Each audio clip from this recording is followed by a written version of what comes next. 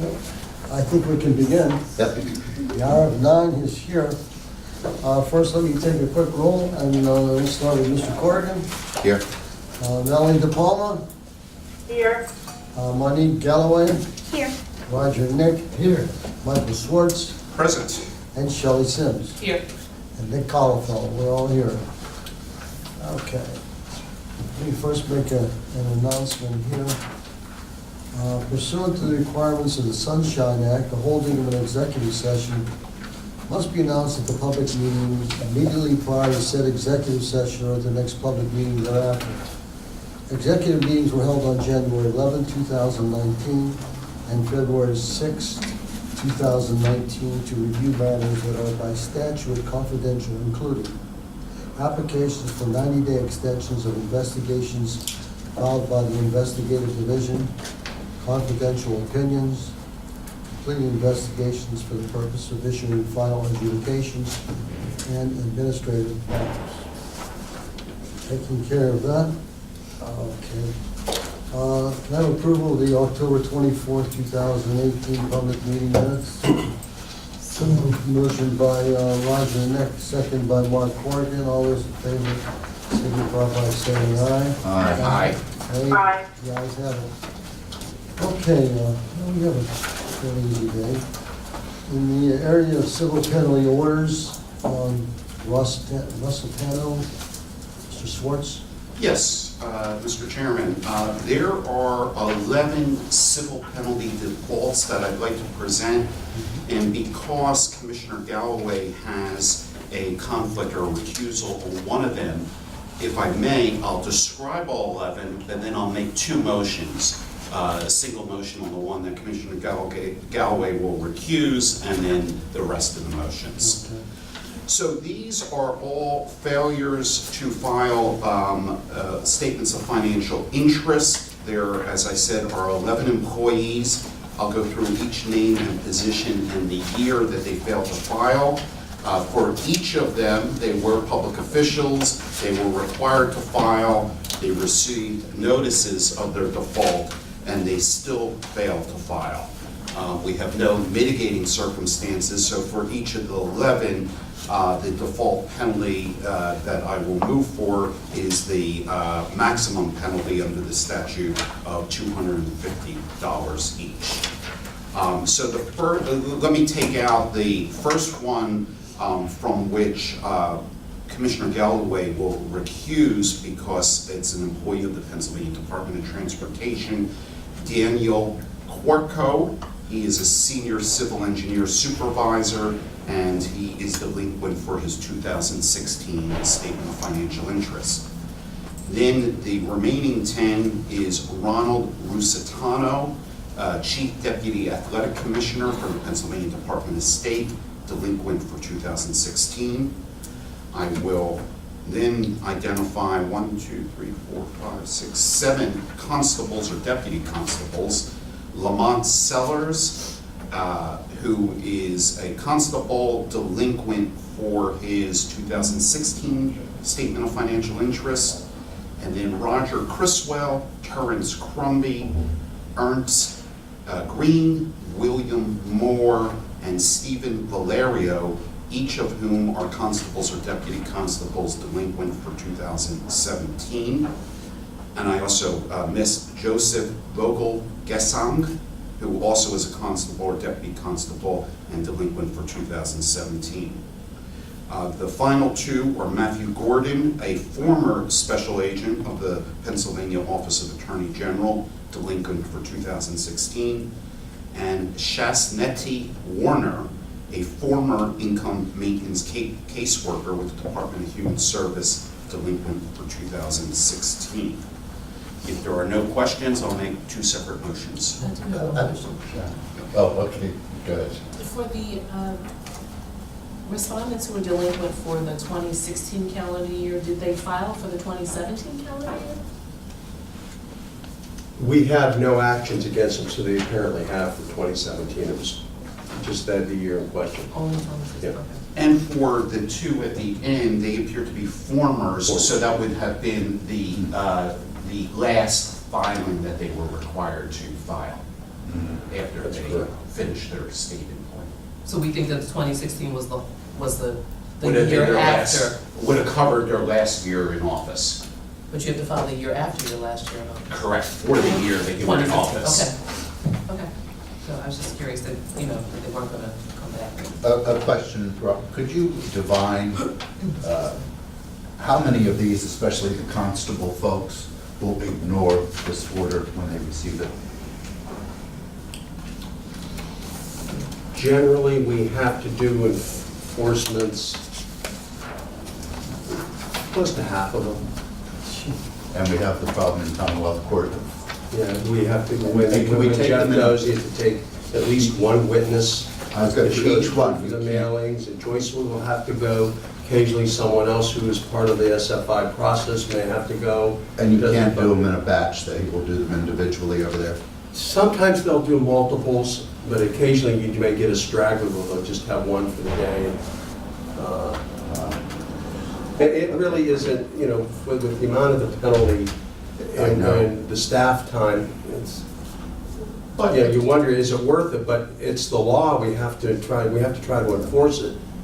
And am I correct, though, these do get published as publishable orders of Yes. ours? So there is some deterrent effect that this now is a public document if these people were to seek to run for office.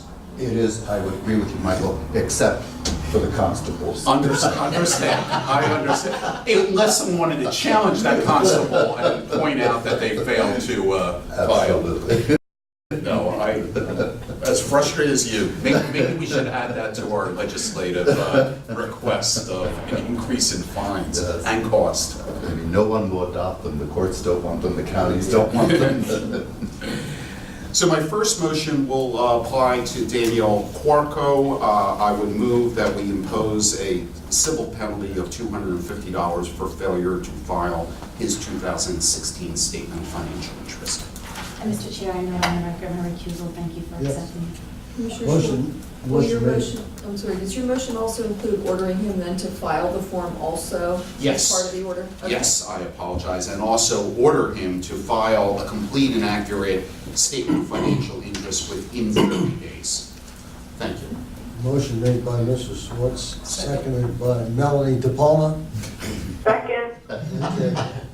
All those in favor signify by saying aye. Aye. Nay? Aye. The ayes have it. Thanks, Mel.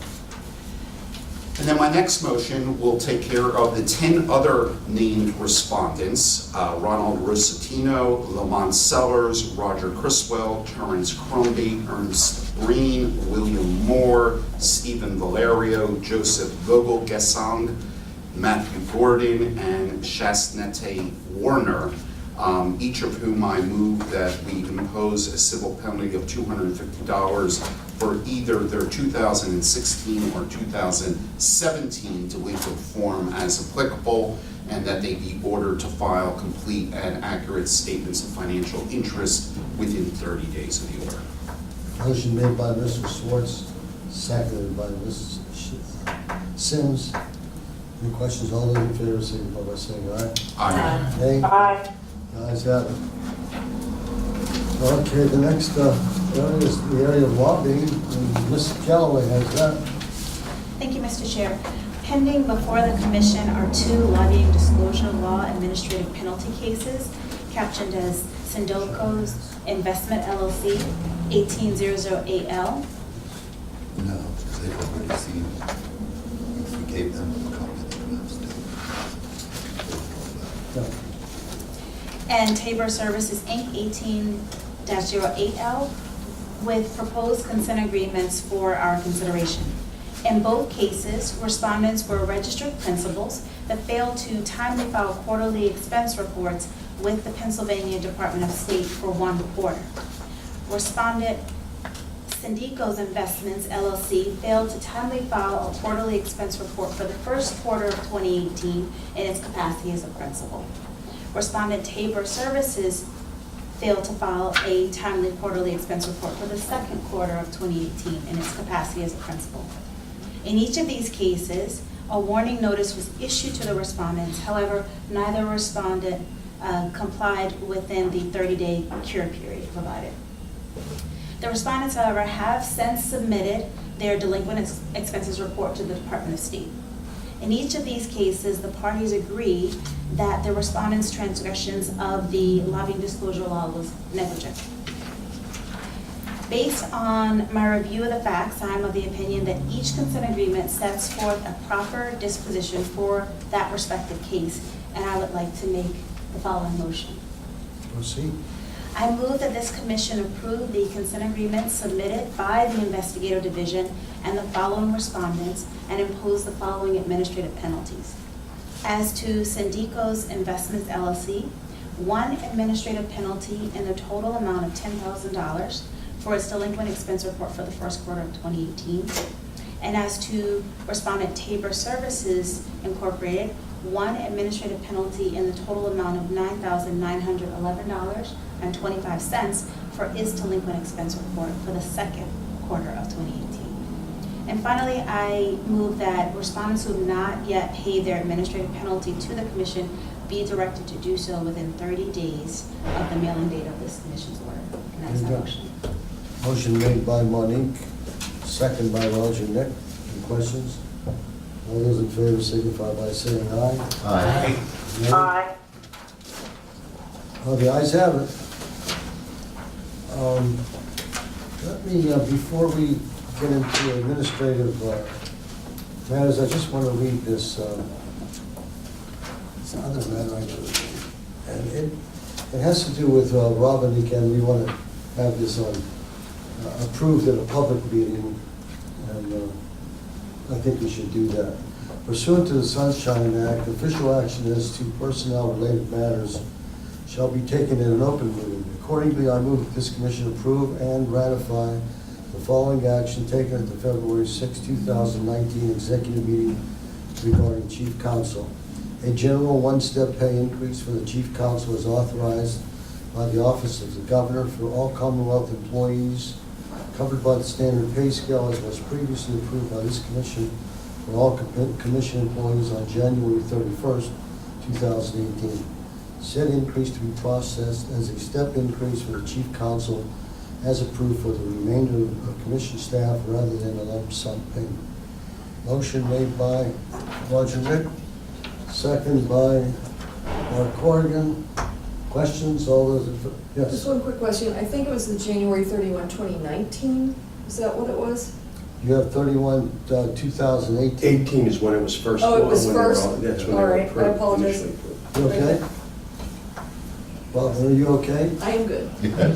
Sorry about it. Okay, we have a motion and a second. No questions? All those in favor signify by saying aye. Aye. Nay? Aye. The ayes have it. The next two items, we need a vote on the ratification of the Commission's January 11, 2019 vote to accept the draft statement and the conclusions of a report presented by Scarlatus Zonroch, LLC. Mr. Chairman, I need to recuse from this matter. I just want to state that for the record. Okay, okay. Do I have a motion? I'll make a motion to approve. Have a second? Second. Second by Mr. Schwartz. Any questions? All those in favor signify by saying aye. Aye. Nay? Aye. The last matter is the ratification of the Commission's January 11, 2019 vote to accept the recommendations of the report presented by Scarlatus Sonrich LLC and continue to discuss their implementation. Motion made by Mr. Schwartz, seconded by Monique. Questions? All those in favor signify by saying aye. Aye. Aye. The ayes have it. Thanks, Mel. Okay, I don't have anything else here. We're gonna do one other thing. Yeah, could we do that on the record? It wouldn't hurt, because that way you have it out as a public Oh, okay. announcement. What's that? They're talking about Robin's chief counsel, replacing Robin. Oh, what is that? That's just the job description. Oh, okay, okay. I don't have a copy of Here. it.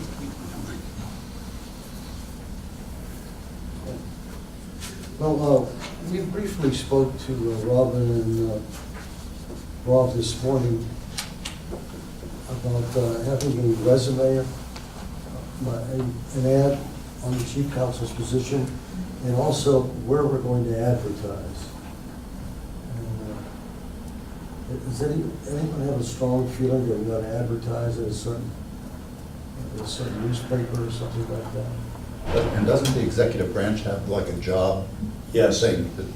all of our jobs get put out through the executive branch's Office of Administration, and they do a blast. They advertise on Indeed and a couple of other nationwide job sites. As well as like the Attorney General's office and Yes, Auditor and General. we've done others, like for my position for Robbins, with the Bar Association, we circulated also through all the general circulation, through all the government agencies, both executive, legislative, and judicial. Might also want to post it on our own website, and also with Kogel, they have a career. Oh, good, yes, excellent. Hey, Rob, can you and Rob maybe do an email, send one to every member as to where it's being advertised, and maybe a job description, so we'll run up to date as to. Yeah, would you want to see what we can do, a draft ad of what we would put, and then it's up to the commission for what salary range that you would want to Do advertise. we have to put a salary range in there? You can say commensurate with Commensurate experience. with- His experience, well, okay, we could do it that way. Yeah. And I personally think that we're getting to the point where we have to work on this yesterday. Yeah. I agree with And you. as soon as this could be done, if possible. And do we advertise for 2 weeks, 3 weeks, a month? And then 2 weeks? Do you place the ad for 2 weeks, or do you mean how long should your time be for submission of application? Or both? I'd say advertise for 2 weeks and have them respond by, let's say, a week later. I mean, if somebody's interested in the job, they're going to respond Mr. at Chair, least a week I after. think we have to give time for as wide circulation as possible. So I would hope that we maybe would extend it out maybe 3 weeks for the open period or even 4 weeks where applications can come in. And then that will for sure have a large circulation. Yeah. So almost kind of, since the way we're talking about advertising, it's not really newspaper advertising where we're paying, it's posting and available.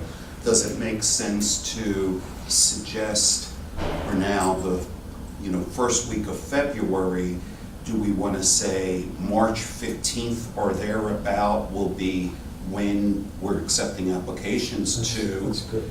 then we can look at those applications for a week or two. We can then start scheduling interviews of candidates in April, March 15th is a good idea. And I think, early April. assuming that's not Saturday or Sunday, on or about March Yeah, 15th. maybe early April or. Early April, we can have the interviews. We'll interview. And quite frankly, then you can see how many resumes and applications we get. If there are a huge number, then maybe the chair will have to appoint a subcommittee to winnow them down. Or maybe we all get copies of them. I don't know, but if we only get, 5 or 6 viable candidates, then we can interview all of them. Isn't that? Sounds good. In terms of the bar associations to which we will be sending the posting, can we either get a listing of them, or maybe we should just get the posting, and is it okay if the commissioners who have more activity on certain bar associations than others Oh, also absolutely. share it? Okay. Yeah, I would encourage us all to share it widely, just to make sure we get the quality applicants that are there. It's going to be a public posting, so we could do that. So But just send us the posting, and that's fine. Okay. We can also make sure that it's. Charge if you post online. Yes. And then I just add, I think you can get that Online, I was just wondering if you posted posted very, very online. quickly on the state employment website, and that'll reach quite a wide audience right there. Yeah, we can have it on as soon as we get the posting approved. it could go out probably as soon as Monday or Tuesday, we can have it up on the state website. Good. And we can just approve this by email, just have it circulate around and Okay. everybody say, okay? And then I have one question about compensation. You said it would be salary would be commensurate with experience, but is there not a certain level in the scale where, can it really be, I mean, do we have that wide? There is a max, if you, the way the Commonwealth pay system works, there's only, everyone in the agency is in the pay system, and there's grades like 1 to, I forget, 14 is the highest grade, except the executive director position. That's called a pay grade 99, which is the commission can do whatever it wants to do. If when you have a chief counsel position, it's in pay grade 14, I don't know what the max is. In fact, I think Robin is at the max. So it's around 160. But being an independent agency. But we could change, we would have to change that. You know, our statute sort of makes you co-equal, or equal. Yes, And that's the way it is. I mean, why couldn't we make Robbins a 99? I could check it. I think we can, but for some reason, for years, that's the way it was handled. But I could double check on that. Okay. Because I guess the maximum now is what, about 160 a year? Yes. Yeah. I'm not sure. Should we say that the position is currently graded at level 14, just to give I people think some that's fine. idea Yes. of Okay, that's what the, the range is, so they Yeah. know, That's my concern. you know, here's what the pay is if they're looking to do this. Yeah, because we had someone come in and interview for Rob's position and wanted, what I thought was a rather outrageous amount. Mhm. So just so we And, don't. may I jump in? Sure, Bill. I believe that when you post that on the state employment website, they will put a salary range on there. Yes. With certain, which would encompass whatever that pay grade is. Yeah, if you put that pay grade out there, they'll have that, what the minimum and the maximum of that pay grade. Why don't we say currently, and then this way, if, you know, we have That's the right. best candidate and we need to offer a little bit more and we think it's appropriate, it's in the budget, We'll go then to we 99. can at least consider it. Yeah. Yes. And for those who aren't currently in the GS system, at least that's public information, so if we say it's currently at GS, whatever it is, It's someone easy, yeah. can find, You can right, find, yeah. exactly what that is, so that, you know, they're not sort of totally in the dark as to what the limitations are, and we're not getting, you know, applications from someone who wants to be paid $1 million. Yeah, and then sometimes you get real good applicants that you can't It afford to doesn't pay. fit, exactly, Yeah. so we're not. Robin, it's not too late. You change your mind. I think that ship has sailed. Oh. One question, just from a kind of diversity of applicants, does this position have to be based in Harrisburg? It really needs to be, Okay. for practical reasons. For practical It would be reasons, very okay. hard to operate elsewhere. I mean, I knew we had offices for enforcement elsewhere, obviously the person has to be in Harrisburg for here, but if you think it has to be in Harrisburg. It's better, Yeah. yeah. For the research perspective, I mean, just given, I just want to explore that for a bit, because that's a very interesting question. It may create a broader breadth of applicant pool. So what would you need access to that is uniquely situated here that you couldn't get? If someone had the flexibility to come back and forth however many times a month, obviously they need to be here for commission meetings. There is a staff here, but there are jobs where you are supervised by a supervisor who is not on location where you are, and this is research and analysis and a lot of experience, granted, but I guess I'm trying to get a sense of what you need, what your sense is that they would need, that they physically have to be in this building every day. I wouldn't say they have to be. I think it's better. I think that was my wording.